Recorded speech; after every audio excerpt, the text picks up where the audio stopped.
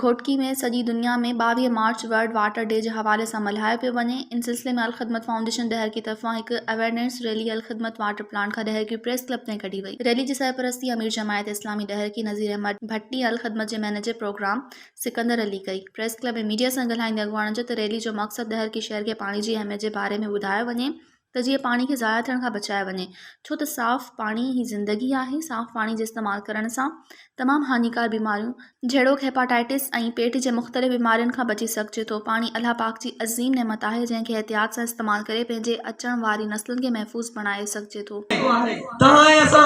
पंहिंजे घरनि में, पंहिंजे मार्केटुनि में, शहर में, बिज़नेस में, इंडस्ट्रीज में बेतहाशा जेको पाणी जो मिसयूज़ कयूं था, बेतहाशा पाणी जो ज़िया कयूं था, इन खां बचण घुर्जे।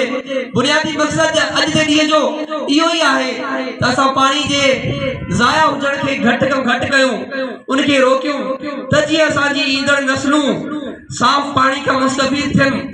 ऐं अलख़िदमत फाउंडेशन डहरकी जे तरफ़ां अॼु जी रैली, अॼु जी अवेयरनेस वॉक डहरकी शहर वासियुनि जे लाइ इहो पैगाम खणी निकिती आहे। मज़ीद ख़बरनि ऐं तफ़सीलात लाइ विज़िट कयो असांजी वेबसाइट www.awamiNewsHD.com ऐं ॾिसंदा रहो अवामी न्यूज़ HD।